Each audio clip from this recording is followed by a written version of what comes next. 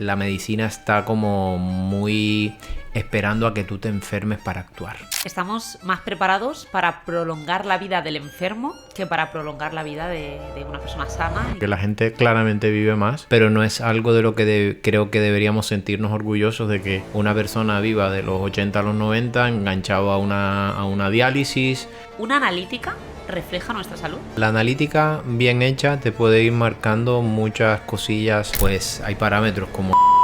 Es un predictor de salud y de mortalidad infravalorado. ¿Cómo duermes? ¿Haces actividad física? ¿Cómo son tus relaciones? ¿Qué comes? Pero si esas preguntas 99% de las veces no se hacen en una consulta, ¿ya? Y son las que te van a llevar a enfermar. De yo te veo, yo te curo, yo te resuelvo. Pero ¿dónde estará tu responsabilidad como paciente? Muy buenas, espero que estés bien. Soy Esmoya y esto es Al Fallo Club. Como nutricionista me niego a entender que la nutrición comienza y acaba en el plato. Por eso he invitado hoy a conversar al podcast al doctor Carlos Hernández. Es un cardiocirujano que defiende la medicina integrativa. Espero que aprendáis, tanto como yo, de él, gracias a esa forma que tiene de explicar las cosas de manera sencilla. Vamos con el episodio. Muy buenas, doctor Carlos Hernández. Muchas gracias por venir aquí a charlar al Fallo Club. Encantado de estar aquí contigo, nada, aprender y compartir conocimientos, a ver qué sale de esto. Genial. ¿Qué tal el viaje de Valencia aquí? Un par de horitas, pero bueno, siempre viendo el camino, pues escuchas un podcast, escuchas música, te pones al día con cosillas que normalmente no tienes tiempo, pues se hace llevadero. Además hace buen día hoy, Sí, muy está de valenciana. puta madre. La diferencia, ayer estaba todo nubladillo y tal, complicado, pero hoy ha salido un día espectacular. Hoy amaneció un día radiante, igual que va a seguramente salir este podcast. Efectivamente, en eso estaba pensando. Súper. Y bueno, ¿qué te llevó dedicarte a lo que te dedicas? Pues explícale un poquito a quien no te conozca. Bueno, tu yo profesión. soy médico, mi especialidad médica es cardiocirugía. Esa empecé formándome hace ya, no sé, empecé en el 2010, soy cardiocirujano desde el 2015. Y en principio era eso, salvar vidas, impactar de forma contundente y dramática en la vida de las personas. Eso fue en principio lo que me llevó a esa especialidad como tal. Me gustaban las dos cosas, tanto lo quirúrgico como lo médico, y era una especialidad que complementaba como las dos cosas, ¿no? Que no era solamente un cirujano que abre y te olvidas de todo lo demás, sino que eres bastante médico, porque aún tienes que usar medicinas, aún tienes que entender partes de la medicina, cosas que a veces con otras especialidades no sucede, no sé, con traumatología, por así decirlo. Trauma pues se encarga de los huesos y se olvida de que existe el resto del cuerpo, y esa parte a veces no me gustaba de algunas especialidades. Luego es que en el transcurso de mi profesión, de ya estar actuando como cirujano cardíaco, hay muchas cosas que no me gustaba de lo que yo estaba viendo. A mí me toca ver siempre a las personas cuando están en su estadio final, el estadio final de una enfermedad.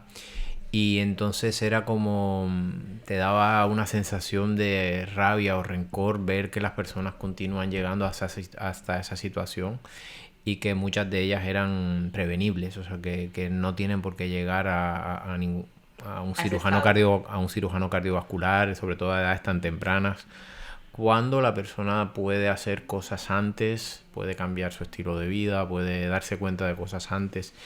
Y gran parte del no darnos cuenta a tiempo no era tanto del paciente, muchas veces la culpa es del propio médico, ¿no? Con enfoques que no son correctos. La medicina está como muy esperando a que tú te enfermes para actuar.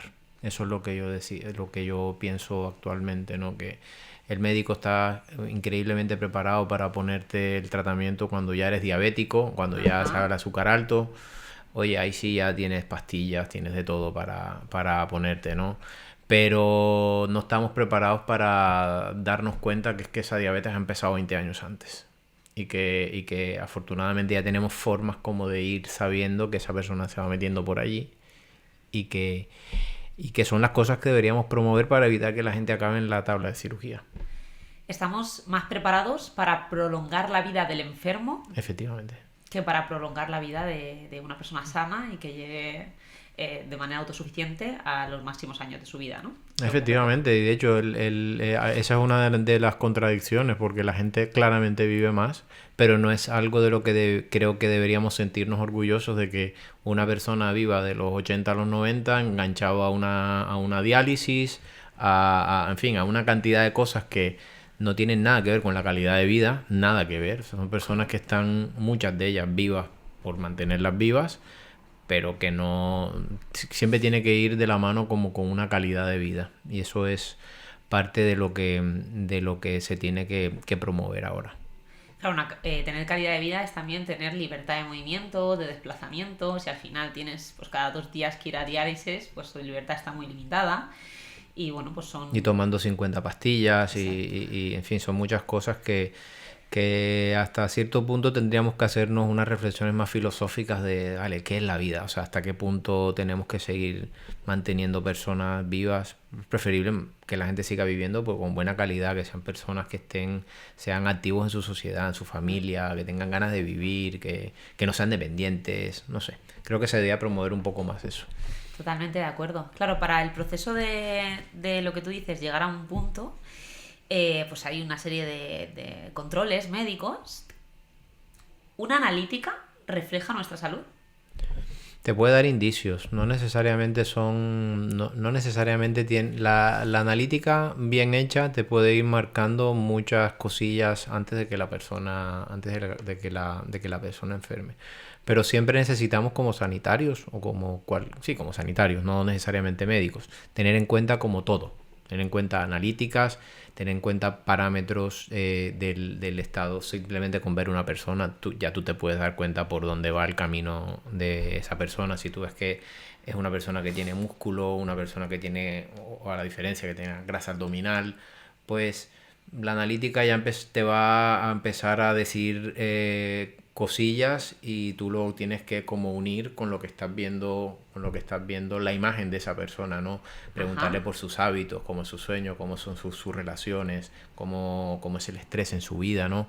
Esas 4 cosas te dicen bastante más de la salud que una simple analítica que tú la veas un día porque sí, ¿no? O sea, si una persona te dice que duerme 4 horas todos los días, que lleva una vida estresante, que no le gusta su trabajo, que pelea con su mujer, que se alimenta de basura y que no hace actividad física, eso para mí ya es, diga lo que diga la analítica, una alarma roja. Una alarma roja increíble, porque hay muchas cosas que la analítica no la detecta, y probablemente estén pasando muchas cosas malas dentro del cuerpo de esa persona que explotarán más adelante, ¿ya?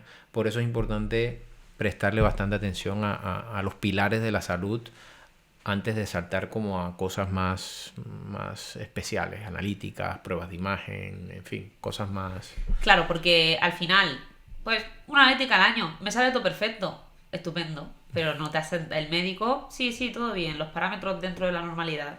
Pero claro, lo que tú dices, hay que ir más allá. O sea, es que la salud no empieza y acaba en una analítica básica de bioquímica y hemograma, sino de cómo estás descansando, cómo son tus hábitos, cómo estás de manera emocional en tu día a día, en tu trabajo, en tu entorno, etcétera.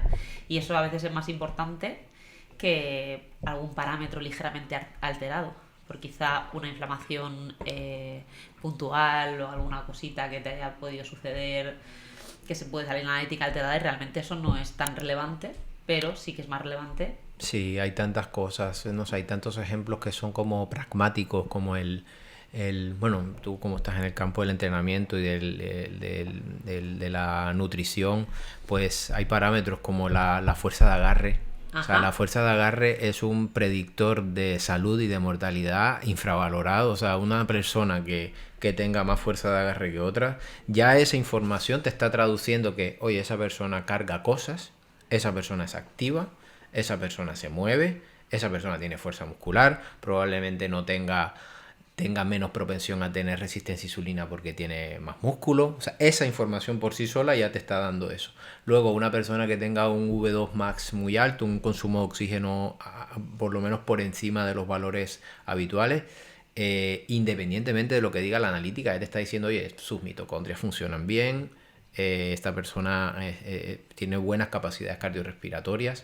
Entonces son cosas que van aparte de la analítica, pero que con simples análisis o a simple vista, esto de la cintura, claro, eso ya sí solo te da información. Esa persona tiene o no tiene, tiene o no tiene grasa en sus vísceras. Y esa información sola ya se convierte en otra nube de cosas, ¿no? Pero que las podemos ver fácilmente y a eso luego añadirle cosas adicionales, ¿no? Eres más partidario de la medicina integrativa. Sí, o sea, creo que tiene que haber un equilibrio. La medicina convencional nos ayuda para una cantidad de cosas increíbles. O sea, yo siempre pongo estos ejemplos. Si a ti te da un infarto, tú quieres que tu médico te vea el electrocardiograma cuando llegas con el dolor de pecho, quieres que tu médico te diagnostique enseguida y te mande al catéter para que te haga una coronariografía y te puedan chupar ese coágulo o ponerte un stent. Eso te salva la vida. O tienes un trauma, se te rompe la rodilla, lo que sea, quieres que tu médico te haga rápido una radiografía, llama al traumatólogo, ¡pum! Eso es indiscutible lo bueno que es la medicina como tal. Pero no somos tan buenos con lo que son las enfermedades crónicas. Aquí es donde está nuestro coladero y en donde deberíamos poner como más énfasis. Es que todas estas patologías que matan y que causan todos estos problemas de salud en nuestra población, todas, diabetes, Alzheimer, inflamaciones, todas estas son enfermedades crónicas que tienen que enfocarse de una forma diferente. ¿Ya? No puedes enfocarla de esta forma como ABC, sino que tienes que irte mucho tiempo atrás. Tienes que preguntarte por qué esta persona está enferma, qué es lo que te ha traído aquí. Tienes que enfocarte en estas 4 cosas que hemos hablado, los hábitos, ¿ya? Preguntar por esto. Y normalmente en una consulta de medicina no se suele tener esto en cuenta. ¿Ya? Debería ser una parte importante, ¿no? Quizás empezar por... Claro, es que yo siempre le digo, una gran distinción creo que se puede empezar a hacer entre los sanitarios que estamos... A ver, no me gusta como echarme flores a mí, pero entre sanitarios que ven todo como en su conjunto, es si te empiezan a preguntar por estas cosas. ¿Cómo duermes? ¿Haces actividad física? ¿Qué haces? ¿Cómo son tus relaciones? ¿Qué comes? Pero si esas preguntas 99% de las veces no se hacen en una consulta, ¿ya? Y son las que te van a llevar a enfermar.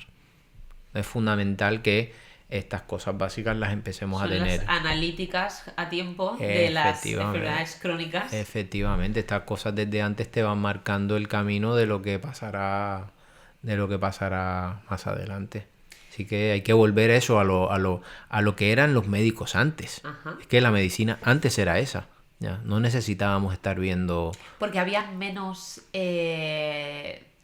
tecnología, quizá, entonces se iban a las bases. Ahora, como hay tanta tecnología, como tú dices, que si te pasa algo, te lo van a solucionar o te lo van a parchear o te van a mantener vivo, como que la gente va un poquito, bueno, no pasa nada, si me pasa, pues ya me curarán, ¿no? O ya me lo arreglarán. Sí, pero esa es otra parte también, todo un tema como filosófico allí de la medicina, que hemos creído que nosotros como médicos somos esa actitud paternalista con el paciente o con la persona que está enferma, de yo te veo, yo te curo, yo te resuelvo, pero ¿dónde estará tu responsabilidad como paciente? O sea, ¿qué es lo que tú tienes que hacer para no enfermarte? Correcto. ¿Ya? Pero es que siempre acabamos en las mismas 4 cosas. ¿Ya? Hay que pasarle, creo que el gran cambio en la medicina es pasar nosotros como médicos de ser los solucionadores, los omnipotentes, lo podemos hacer todo oye, esta responsabilidad vamos a pasártela a ti paciente, vamos a darte las herramientas para que tú conozcas qué es lo que le está pasando a tu cuerpo, qué es lo que puedes cambiar, que tú te hagas responsable y digas, esto me ha pasado a mí, porque yo he tomado estas decisiones 20 años antes. Ajá. Y tú eres el responsable. Y yo como médico te voy a ayudar, pastillas en su contexto, pero con información, ya, sobre todo con guía, no con toma, llega, consulta, yo te pongo más pastillas. Creo que esa es la medicina que está ahora como gobernando el sistema. Que también un poquito la que más vende, ¿no? Efectivamente, es la más fácil, porque es el camino más fácil, ese es el tema. esto como todo, bueno, a ti te gustará estar incómoda mucho tiempo de tu vida haciendo deporte. Ese camino no lo quiere nadie, porque es un camino que implica responsabilidad, implica incomodidad, y son dos cosas que la gente no quiere. Yo prefiero que eso, incomodidad para otro y responsabilidad de otro. Y cuando el camino fácil consiste en poner un medicamento, que es facilísimo, poner, ya, ¿quién responsabilidad hay allí? Y luego, si un médico te empieza a decir, pacientes, que tienes que cambiar esto, tienes que cambiar lo otro, ese no es un buen médico. Un médico es el que más pastillitas te da para tus cositas. ¿Tú te crees? Si no me quieres recetar. Efectivamente, no, esa es la historia de siempre. Esa es la historia de siempre. Claro, Este no, te tío, está en vez de diciendo. darme mi pastilla, tal, me ha puesto a decirme que tengo que hacer dieta. Claro, y esa es la lucha en la que ando. Súper. El tema del deporte,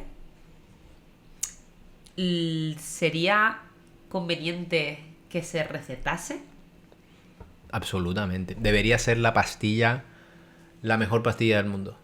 Es la única que resuelve, creo que todo. No sé hasta qué punto algunas personas evidentemente no lo pueden hacer por ciertas condiciones de salud, ¿no? Pero es la droga milagrosa, la verdadera panacea.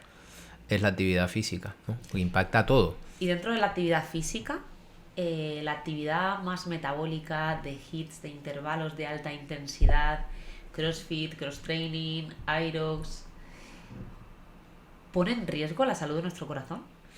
Depende. Creo que sí es necesario puntualizar que creo que cuando las personas se someten a ciertos niveles de estrés fisiológico, a estos niveles del CrossFit y del Aerox y tal, creo que deberían hacerse pruebas de esfuerzo previas, Ajá. ¿vale? O sea, creo que son ciertas analíticas que te ve un médico, porque hay personas que tienen ciertas condiciones cardiovasculares que no las hacen adecuadas para este tipo de esfuerzos, ¿no? Pero esto mismo te lo digo para el CrossFit como para quien dice, oye, me voy a hacer una maratón en 2 meses, ¿ya? O media maratón. Es una cagada.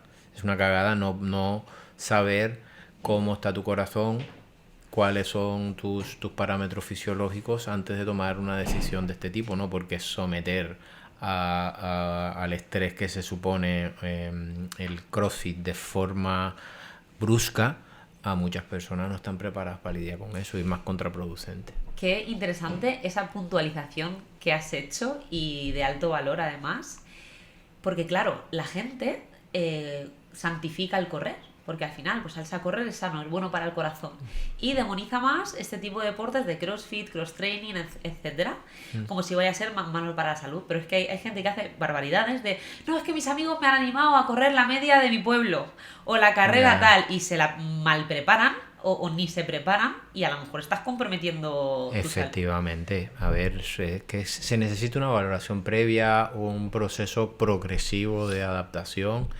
Y si me preguntas por CrossFit, Aerox, todas estas modalidades que son relativamente nuevas con respecto a otros deportes, yo lo considero que son brutales, ¿no? O sea, son cosas que hechas sin pasarse de la raya, o sea, sin hacer locuras.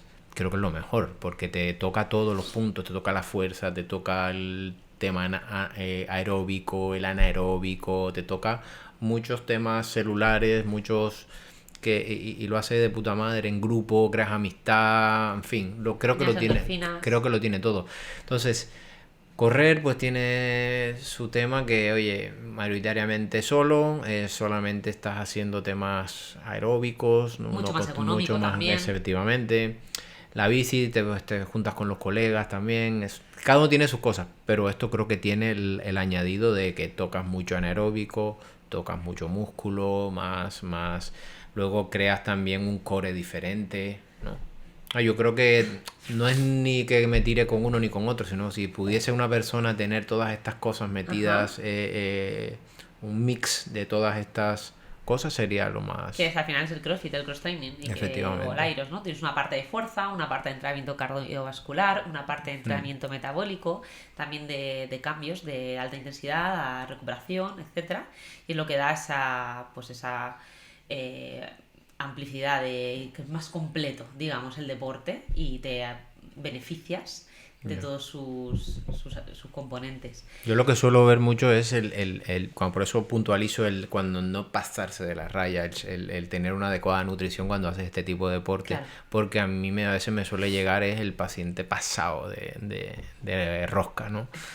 El fatiga, esto que más llamamos fatigado adrenal, mujeres sin periodos, en fin, muchas cosas que creo que a veces se pasa de raya si hay una adecuada nutrición, y ahí es cuando a veces ese grupo de personas que no han sido correctamente asesoradas como dañan el nombre de estas herramientas de ejercicio físico que son brutales. Ajá. Que probablemente ese tipo de personas vayan a tener carencias, hagan lo que hagan. Si hiciesen otro deporte se lo llevarían al extremo, o a lo mejor tienen un TCA, por eso no se están alimentando correctamente, se obsesionan, se ponen a hacer este deporte para bajar de peso lo máximo posible, etcétera. Y sí que puede verse como, no, mira, eso te lleva a este punto, no, es que probablemente esa persona haga lo que haga, pues el problema es mental más que del deporte en sí. Y otra puntualización que quería hacer es como la comparativa del principio que has hecho del tipo de medicina integrativa en cuanto a medicación, como que es un progreso, que la gente quiere resultados rápidos y resultados ya. Entonces, a veces también pasa esto en el deporte, sino que alguien se ve como frustrado por ir paso a paso en un deporte como CrossFit, como Aerox. O sea, quieren correr la maratón mañana o en carrera, o quieren llegar al box y ver a la gente que está fuerte y lo quieren estar ya, entonces pues no hacen ese progreso adaptativo que le va a beneficiar, que va a hacer que tu corazón se acostumbre a ese deporte y puedan hacerlo de manera saludable, sino que se lo llevan al extremo y también manchan, ¿no?, el nombre de estos deportes, como no, es que eso, vamos, te va a dar algo, eso es malísimo para el corazón, etcétera. Claro, es que tú necesitas una adaptación y algo progresivo, y es lo que nadie quiere, y todo el mundo quiere de 0 a 100. Ya, efectivamente, sí, es algo que se ve con bastante frecuencia, pero bueno, creo que en todos los ámbitos de la vida estamos súper enganchados con esta necesidad de tener las soluciones inmediatas. No queremos, o sea, queremos llegar a la cima de la montaña, pero no queremos disfrutar el camino. No estamos preparados para eso, porque nos han vendido de que hay cosas que se hacen así rápido y mal para todo, ¿no? Y sobre todo ahora en este tema del entrenamiento físico, eso hay que entender lo que tú has puntualizado. Lo importante es tener una constancia, unos buenos hábitos que te van a llevar a probablemente no envejecer, o envejecer muy tarde o de manera leve, y no adquirir a una mediana edad una enfermedad crónica ya casi irreversible, que se puede mejorar siempre con los hábitos, pero que ya te va a lastrar de por vida y te va a, pues eso, a... Yo ahora cuando veo muchas, como tú, empezamos todo esto hablando de la prescripción de la actividad física. Yo suelo ver muchas personas, no sé, 50, 60, ¿no? Y afortunadamente cada vez más está calando el tema de la actividad física en este prototipo, y 60, 70, 80 gente que ya ahora dice, yo voy a ir al gimnasio. Pero es que la gente pierde de vista que cuando llega, ¿qué es lo que pasa de verdad cuando llegan a los 70, 80 años? Y es que empiezan a ser dependientes, no pueden ir a hacer la compra porque no pueden cargar la bolsa de la compra, tienen que ir con el nieto, si van en un aeropuerto pues tienen que llevarle las maletas, no puedes cargar a tu nieto, si te empujas y te caes al suelo se te va a romper la cadera porque no tienes músculo, porque tus huesos no son potentes porque no los has entrenado. Entonces, todas estas cosas matan y la calidad de vida la deploran, ¿no? Entonces es un llamado para la gente que entienda que es que tú tienes que empezar a hacerlo. Si no has empezado, empieza ya, porque es que esto te va a marcar tu calidad de vida.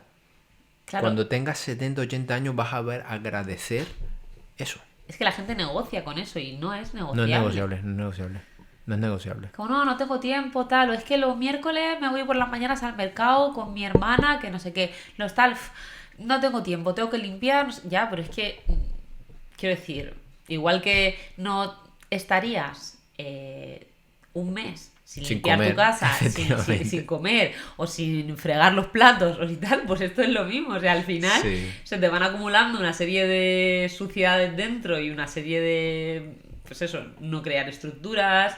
Se lo explico yo mucho a mis pacientes, eso que has puntualizado, de que el hueso crece en función a la masa muscular que tiene que soportar. Entonces, claro, si tú lo debilitas totalmente y tus músculos son folios, también tu masa ósea va a ir acorde a esa musculatura, igual que tus ligamentos, etcétera. Tal cual, sí. Y lo otro que hay que puntualizar también es que estamos hablando de todos temas físicos, pero ¿y el coco? Todo el impacto que tiene en el coco la actividad física. O sea, ¿cuántas veces... Todos tenemos... ¿cuántas veces te habrá pasado a ti también? Todos tenemos pensamientos que pueden ser catalogados como ansiosos, depresivos, en algún momento, ¿no? Sí.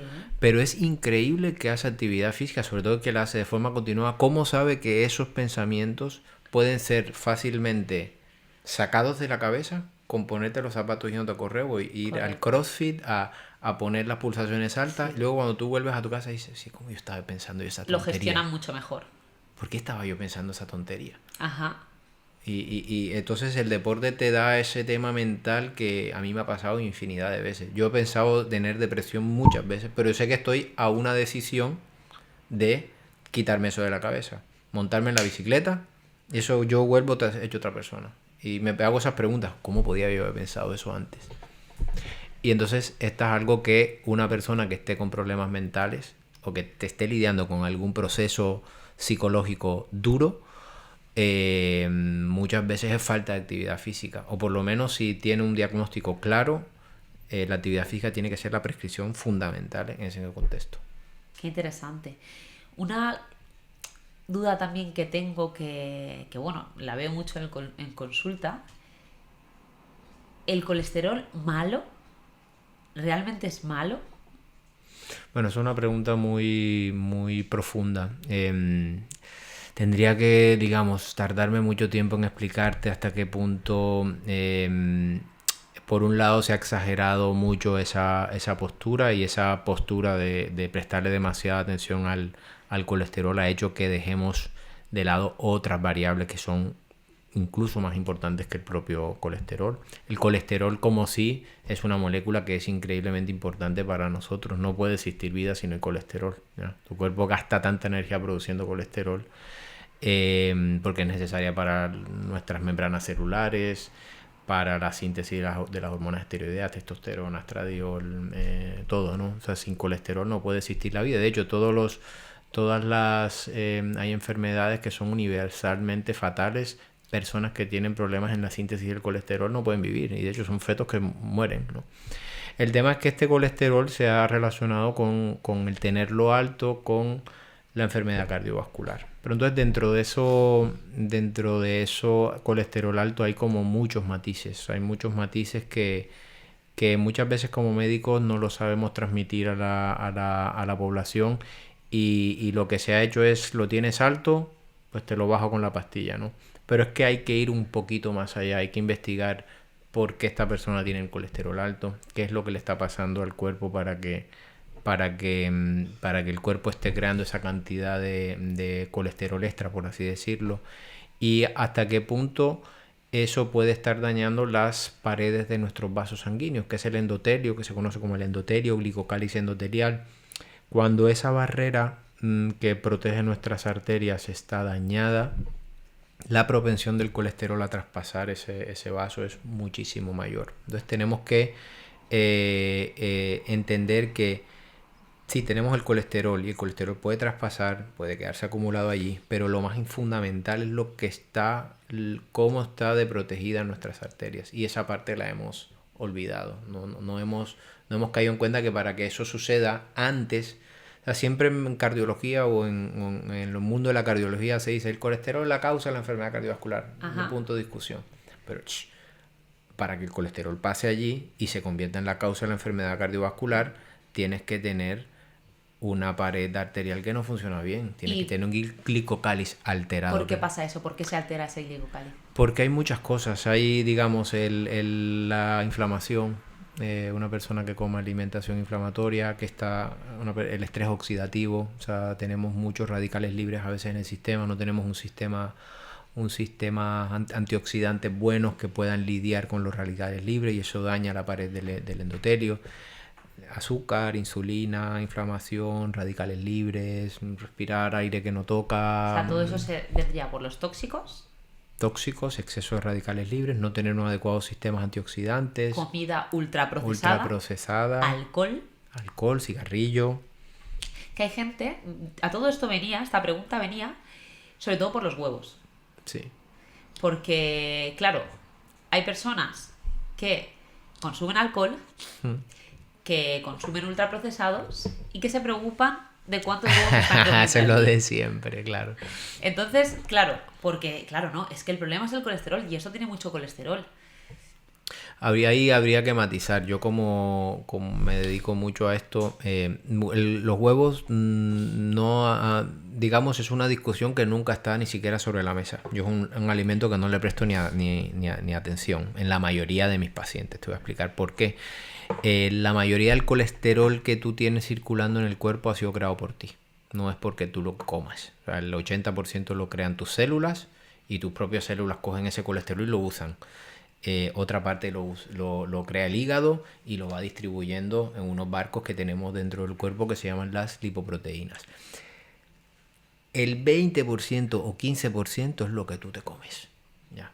La mayoría del colesterol que viene en los alimentos viene en una forma que tu cuerpo no lo puede absorber de forma adecuada, que es la forma esterificada. Por eso hay colesterol no esterificado libre, que ese sí se puede absorber, y el que viene esterificado, tu cuerpo a nivel de los del epitelio intestinal no lo puede absorber de forma correcta. Entonces, salvo hay algunas circunstancias que hay algunas personas que tienen un nombre que se conoce como hiperabsorbedores de colesterol, que es que el colesterol dietético, si lo chupan mucho, en ese contexto yo suelo restringir colesterol dietético. Vale. Pero no, los huevos no es algo que yo suela restringir, O sea, salvo que esté escuchando que la persona me diga, yo qué sé, estoy comiéndome 20. Y de hecho, curiosamente, de los colesteroles más bajos que he visto en mi vida, los he visto en personas que comen 15 huevos o así al día. O sea, que comer 3 huevos al día, 2, 3 huevos al En la día... inmensa mayoría de las personas eso no va a impactar de forma significativa el colesterol que mides en la sangre. Si haces deporte, no abusas de los productos procesados ni ultraprocesados, tienes una vida, pues eso, pues más o menos saludable, pues no estás en depresión, tienes un entorno óptimo y te comes 3 huevos al día. Yo no veo ningún problema. De hecho, estás añadiendo otras cosas buenas que trae el huevo, en fin, que para mí Porque al final es un multivitamínico, o sea, efectivamente. de la naturaleza. Bueno, siempre que compres unos huevos ecológicos o de clase 1, claro, si nos vamos quizá al huevo 3, y quizá habría que matizar, porque el huevo de la gallina que sí le da el sol, sí es rico en vitamina D, ¿correcto? Y otro tipo de vitaminas, y tiene todos los aminoácidos, o sea que es un superalimento. Un superalimento y la colina y todo. En fin, viene con tantas Colina, cosas correcto. que creo que el sacar el huevo de la alimentación, salvo por razones un poco ideológicas, no lo considero sensato. O sea, si no lo quieres comer porque no te gusta, pues vale, perfecto. Pero meterle miedo a la gente con el huevo me parece un error porque te estás perdiendo los beneficios, ¿ya? Y creo que siempre hay como un espacio gris. Este mundo ahora lo hemos polarizado mucho y la gente es huevo malo, huevo bueno. Sí. No, hay una zonita gris aquí en la mitad, 2-3 huevos al día. Yo muy raramente he visto que sea un problema para las personas. Vale. Y sobre todo si lo que le preocupa es el colesterol. ¿Ya? Hay otras cosas que modifican el colesterol. Si tienes las hormonas esteroideas alteradas, eso te va a afectar el colesterol. Si tienes inflamación, el colesterol lo vas a tener alto. Si tienes perimenopausia, eso, los estrógenos me dan señales al hígado que te hacen tener el colesterol alto, pero le vas a echar la culpa a los huevos, ¿no? ¿Entiendes? Correcto. Entonces, ¿la vitamina D es positiva para la salud del corazón? Sí. O sea, digamos que a nivel como fisiológico no te puedo puntualizar, mira, es por esto, pero sí se ha visto que la vitamina D, digamos, mejora la función del endotelio vascular, esto que te he hablado previamente, de la Sí. capacidad de nuestros vasos sanguíneos de poder relajarse, de tener un adecuado glicocálix, ¿vale? Una adecuada protección. Es menos, cuando tienes niveles adecuados de vitamina D, eres menos propenso a crear inflamación, menos propenso a crear microtrombos, digamos. Nuestro cuerpo está generalmente en una constante batalla entre la coagulación y la anticoagulación. Cuando una persona tiene niveles bajos de vitamina D está más propenso a coagular, más propenso a inflamar, y todo eso es malo para el corazón. A mí me vienen pacientes a consulta que bueno, son de la zona de manera presencial. Sí. Comunidad Valenciana, Alicante, un sol, el 80% de días del año hace sol, y que tienen la vitamina D baja y les pautan vitamina D en pastillas, quiero decir, en suplementación. Entonces, a mí me parece muy loco, realmente. A mí me parece también una locura. Sí, personalmente, porque sí, es como caer en lo mismo de los medicamentos. Tienes la posibilidad, tienes ahí el sol, que es más que vitamina D, que eso es lo otro. Es que el sol no es solo vitamina D, y tiene una cantidad de impactos extra vitamina D que son fundamentales para la salud, ¿no? Pero nos hemos enfocado en eso. Salud física, mental. Efectivamente, pero le hemos metido tanto miedo a la gente con la exposición al sol, que ahora la gran mayoría está con deficiencias de vitamina D. Entonces creo que el factor es, desde un punto de vista responsable y coherente y sin exagerar, enseñarle a la gente a que, oye, ponte 10-15 minutitos todos los días, camina por el campo un ratito y ya está. Con eso es suficiente para empezar a... Y quizá mi sobrina, 21 años, estudiante, y le pautan vitamina D. Vamos a ver, lo primero que tienes que decir a esta persona es: mira, tienes la vitamina D baja, te voy a recetar salir. Si no son los 7 días de la semana, son 5, media hora al sol. Y te voy a poner, poner un ejemplo peor que ese. Los niños, yo soy colombiano, en Colombia. Entonces Colombia aún usa medicina muy de la que creo que es la buena que hay que recuperar. O sea, medicina de la que se ha constatado. Los bebés allí cuando nacen, los primeros días de vida, los ponen afuera, al sol. Aquí en España... Están más tapados. Te dan vitamina D para que se la dejes a tu niño y te prohíben, cuidado que le dé el sol. Y eso es algo que explota la cabeza. Explota la cabeza. Cuidado que le pega al niño el sol y están cubriéndolos. Y yo no lo puedo entender. Le estás dando vitamina D por fuera e impides que le pegue el sol un momento para que él propio sintetice el cuerpo. Y te está cayendo del cielo vitamina D, bueno, y una cantidad de otras cosas, que el sol te equilibra los biorritmos, ayuda al bebé a...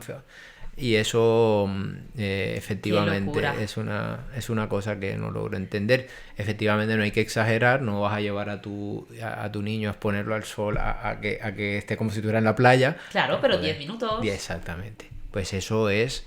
En los recién nacidos es como casi que un crimen, por así decirlo, un tema. Y prefieren darle por fuera, todos recién nacidos le dan su dosis de vitamina D para que se la estén dando. Increíble. Increíble. Y no es nada en contra de la vitamina D. Yo lo uso mucho de mis pacientes que tengo que, por algún motivo, subir la vitamina D de forma rápida por otro contexto, ¿no? Claro. Pero tiene que ir de la mano, no es vale, no te expones al sol, no te expongas al sol porque yo te pongo la vitamina D. Claro, pero estamos hablando de que ya por pauta, por norma, se está haciendo así. Efectivamente, entonces, complicado navegar cuando ves esas cosas. Y así como ejemplos del hospital y de la medicina, bueno, mil. Es que cuando vas al hospital y ves las cosas... y dices, ¿pero qué estamos haciendo con los pacientes? La luz tóxica que hay, cuando en un hospital podría haber perfectamente una luz amarilla, bajita, luces rojas para por la noche, que se sabe que beneficia a los ritmos circadianos. O sea, debería ser un templo de la salud y es totalmente lo contrario. Efectivamente, que las enfermeras entren a la habitación a las 12 de la noche cuando ya el paciente está dormido, lo despiertas, estás alterando su ritmo circadiano. Esas cosas no se tienen en cuenta. Bueno, infinidad de ejemplos que se supone que los hospitales tienen que querer lo mejor para el paciente, pero que no, estas cosas no se integran, se pasan por alto y no se tienen en cuenta. Sí. Vamos a hablar de los estimulantes. Vale. Que como deportista consumo. Y bueno, aquí por ejemplo tenemos una bebida energética. Échale un vistacito si quieres. Sí. Me la voy a tomar y todo. Por supuesto, toda tuya. Vamos a ver. A ver qué te parece. Una hora después ya miraremos a ver. Y dentro de a ver las bebidas, La acabamos el podcast A mí aquí. la cafeína me suele poner como una moto y tengo que estar siempre con la dosis correcta, ¿no? Esta por lo menos veo que tiene 100 miligramos, hay unas que traen mucho más. Exacto. Intentaré... Dentro de lo malo y de que tiene que ser un consumo, bueno, pues quizá no habitual, sino un consumo moderado. La verdad que está bastante equilibrada y no tiene una dosis Muy excesiva de buen sabor. cafeína. Tiene Está muy buen rica. sabor, sí. Me Y no alegro que tiene, te y no guste. tiene azúcar añadido. Maxi Nutrition, pues nada, bien, ya veremos. Tomaremos de vez en cuando algún Max 5, súper. Y nada, ¿qué opinas de ese abuso de estimulantes, bebidas energéticas, taurina, cafeína? Bueno, a ver... ¿Tiene un impacto en el corazón? Sí, y bueno, sobre todo me gustaría ir como pasos atrás. O sea, yo lo que veo, yo vivo en el centro de Valencia y entonces, claro, yo cuando voy a las 7:30 de la mañana caminando hacia mi coche o eso cuando me voy y veo a chavales recién despertados metiéndose un Monster o un Red Bull a esa hora, eso me genera más disconfort que el tema deportivo, por así decirlo, ¿no? Vale. Cuando ves personas que lo primero que hacen por la mañana es meterse 200, 300 miligramos de cafeína o una bebida llena de azúcar, es joder, ¿qué tienes que estar haciendo tú en tu vida para que ese sea tu desayuno? Ya. Totalmente. Hay gente que desayuna un Y eso, un Monster Con con, azúcar. con un croissant. O sea, eso es algo que yo, como vivo en una zona de panaderías y donde pasan muchos chavales y tal, eso a mí me genera mucha consternación, ¿no? De ver... Y tú ya estás viendo la receta perfecta. Efectivamente, para que eso dentro no de es, 40 eso, años, efectivamente, o antes, esas personas no se dan cuenta porque ahí en ese contexto aún el cuerpo es muy resiliente, tiene muchos mecanismos como para aguantar todas las embestidas y las mierdas que le hacemos y el cuerpo aguanta, pero luego eso se mostrará a los años, ¿no? Esas cantidades de azúcar que cuando beber azúcar directo, ya sea en un refresco o en una bebida energética que viene con grandes cantidades de azúcar, eso es un subido, un pico de azúcar en sangre, un pico de insulina, Ajá. que cuando lo haces de forma continua, eso afecta, no sé, raro sería la parte del cuerpo que no se vea afectada por eso cuando lo haces de forma crónica. Puntualmente yo no le veo ningún problema, o sea, que tú lo hagas en una situación específica y sobre todo cuando no lleve grandes dosis de cafeína, porque es que la cafeína cuando se utiliza en grandes dosis puede generar problemas a la gente, ¿no? Entonces estos estimulantes en personas susceptibles, en estos que no se han hecho pruebas de esfuerzo o cosas así, pueden generar hipertensión, se ha descrito que estas mismas bebidas pueden incluso hacerte crecer como más el corazón, ¿ya? Y eso a la larga termina siendo malo porque tu corazón se convierte en menos distensible. Tú quieres que tu corazón, cuando lata, él se pueda dilatar y otra vez se contrae. Cuando tu corazón se vuelve como muy rígido, no se puede dilatar. Entonces se han encontrado estudios que consumos crónicos de bebidas energizantes cargadas con azúcares, con grandes dosis de cafeína, predisponen a estas cosas, ¿verdad? Pero creo que puntualmente no se debería exagerar ni verlo como algo negativo, sobre todo cuando viene con componentes que si los coges por separado no pueden ser malos. O sea, 100 miligramos de cafeína, 1,5 café si no estoy mal. O sea, que tampoco es que sea nada malo. Añadido particularmente, sin azúcares, con vitaminas, lo veo algo adecuado si tú vas a hacer un entrenamiento, yo qué sé. En esos contextos Genial. no lo veo... Pero lo que tú dices, el abuso, el personas que a lo mejor simplemente van a clase o van a trabajar, pero que no es algo que le vaya a generar mucho esfuerzo, aunque se lo genere, sin una dieta equilibrada previa, quiero decir, el desayuno es siempre Monster con el azúcar y a lo mejor un croissant o un bollo.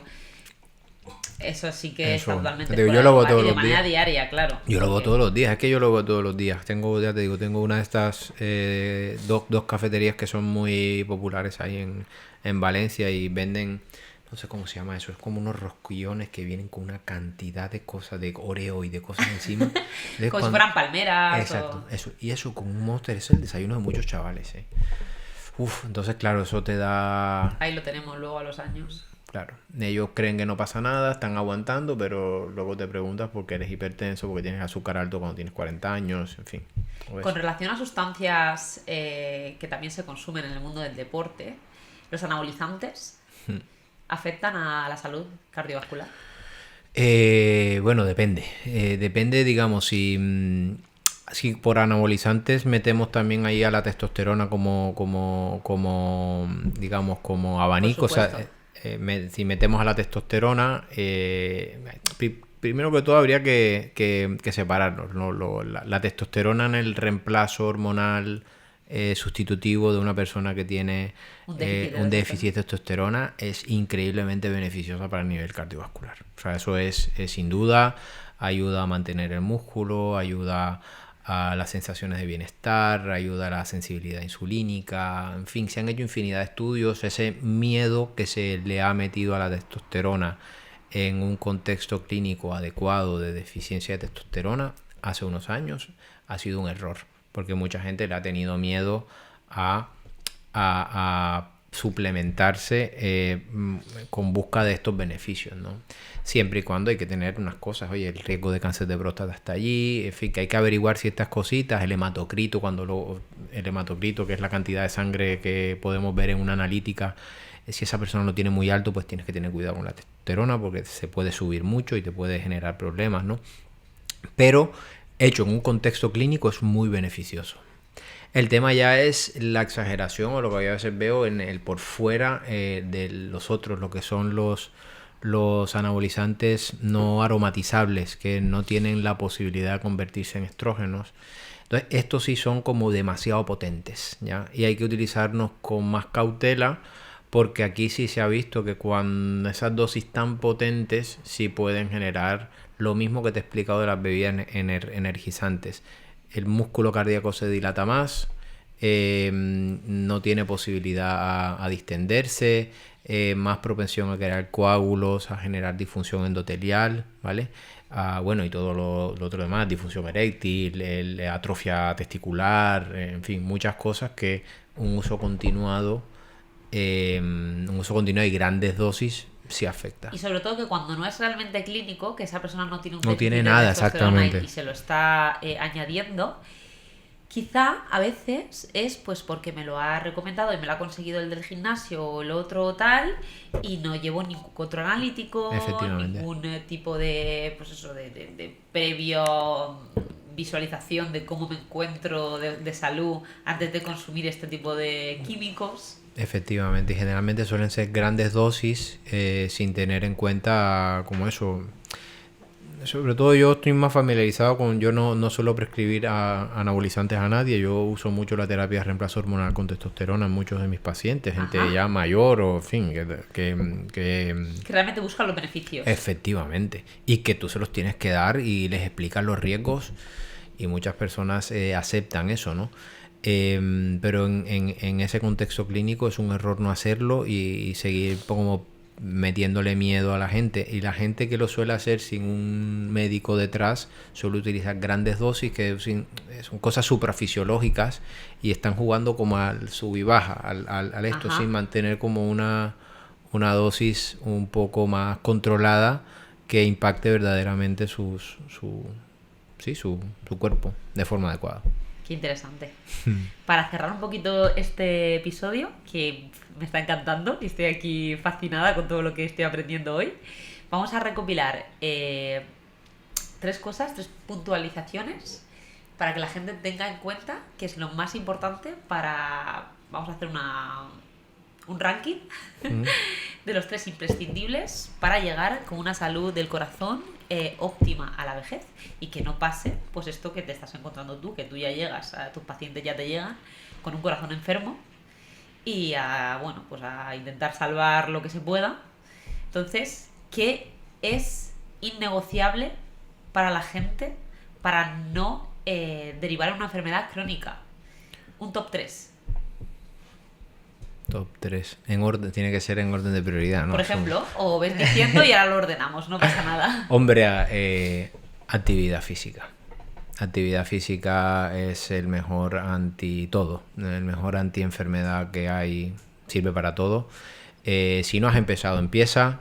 Nunca es tarde para que empieces. Y no es negociable. No es negociable, no tienes que tu tiempo, es que tiene que existir el tiempo en tu vida para que lo puedas hacer. Genial. ¿Vale? Tenemos el 1. Quizás por el contexto de lo que veo yo específicamente en lo mío, no convertirse en lo que se conoce como resistencia insulínica. Ese tema de la inhabilidad del cuerpo para utilizar de forma correcta el azúcar de nuestro cuerpo es como la cerilla que tiene, vamos, yo me atrevería a decir que más de la mitad de la gente que está enferma está con ese problema, con resistencia a insulina subclínica. El médico no la detecta, no sabe qué está pasando y eso está enfermando. Es la antesala a todo, a un montón de cosas, a un montón. ¿Y cómo evitamos esa resistencia a la insulina? Pues haciendo actividad física, buena alimentación, 3, ¿no? Dormir bien, manejo del estrés. Esas son las 4 bases fundamentales. Vale. No puedes empezar a curar la resistencia insulínica poniendo un antidiabético, poniendo berberina, poniendo cosas, ¿no? Oye, asegúrate que estas 4 cosas las estás haciendo bien. Hay que priorizar deporte, sí, alimentación equilibrada y descanso. Exacto. ¿Sería ese top 3? Y quizás, a ver... bueno, y para el corazón, en términos generales, el sueño, efectivamente, pero añadiría, si tengo que poner una cuarta, evitar fumar. Vale. Evitar fumar. No, vamos a hacer otro ranking, antes de cerrar. El de las 3 cosas negativas que te van a asegurar tu tumba, vamos, no morir, pero sí prolongar tu vida de manera enferma, sino que te van a asegurar esas enfermedades. Asegurar, no hay nada seguro porque hay genéticas muy resistentes. Efectivamente. Pero bueno, que vas a ser muy propenso a padecer en el futuro una enfermedad crónica o varias. Entonces, un top 3 de cosas, pues pondríamos fumar, por ejemplo. Sí. Si fumas, estás casi predestinado a ello. Si duermes mal, si eres una persona inactiva que no se mueve, y si uno es una persona que come basura y no se alimenta nutritivamente, o sea que no si tiene desayunas un Monster con una bomba de chocolate, vas muy pero muy jodido y las probabilidades bajan. Estás todos los días comprando el Monster, la bomba de chocolate y una papeleta. Una papeleta de hipertensión, una papeleta de diabetes. Así es tal cual yo se lo explico a mis pacientes. Esto no te garantiza ni que vayas a estar bien o mal. Simplemente estás comprando papeletas para una lotería que se juega en 10 años. Exacto. Y tú estás comprando esa papeleta. Y a lo mejor no te toca, pero tienes un montón de números ahí que por desgracia suelen ser las únicas loterías que tocan. Tal cual. Spoiler. Súper. Pues nada, antes de despedirnos, dile a la gente dónde te pueden encontrar por si quieren asesoramiento, cualquier tipo de duda, porque además de trabajar en la pública, tú también trabajas de manera privada, ¿no? Sí, a raíz de toda esta formación que he hecho como en medicina integrativa, medicina funcional, pues esas ganas de querer detectar la enfermedad antes en mis pacientes, de verlos como desde un punto de vista más holístico. Primero empecé esto haciéndolo en mis pacientes del hospital y luego he tenido que abrir una consulta privada pues aparte aparte para eso, ¿no? Para ver todos estos temas, detectar la enfermedad antes. Puede ayudar. Exactamente. Y eso es lo que hago en mi consulta aparte. Bueno, ahí pondrás mi Instagram o mi página web o lo que sea. Aquí va a aparecer todo. Instagram, página web. Ya se encarga de realización. Y ahí ya podrán ir. De eso lo hago fundamentalmente en Valencia. Tengo expectativas de poder estar, no sé, en Madrid, Barcelona, pero no quiero tampoco. Quiero también tener mi estrés tranquilo, disfrutar de lo que hago, dedicarle cada tiempo. Y bueno, y a la persona que te venga, pues tener la capacidad y el tiempo para poder atenderla bien. Efectivamente, que eso es lo que me he dado cuenta con el tiempo, que es lo que más me llena. Es poder dedicarle, si una persona se merece 1 hora y media, 1 hora y media. Y no estar pensando que tengo que... No, consultas de 5 minutos. Analítica, bien, pam, siguiente. Cuando acabas el día así dices, hostia, esto es... Al que es médico te das cuenta, es que estoy de puta madre. O sea, esto es lo que me gusta, ¿no?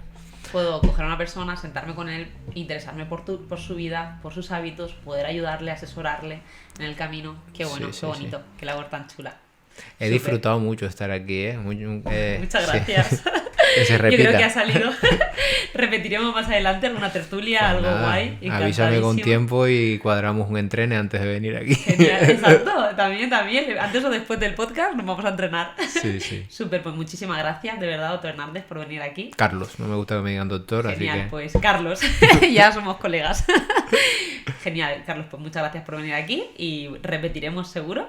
Muy bien. Nada, muchas gracias a vosotros por vernos esta horita.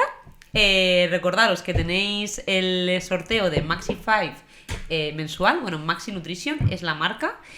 Tenéis que suscribiros al canal, que no sé cómo no estáis ya suscritos, no me lo puedo creer, pero bueno, darle al botón de suscribir, dejar un comentario en este episodio, seguirnos en Instagram, en redes sociales de alfayo.club y alfayo.club y maxinutrition.es.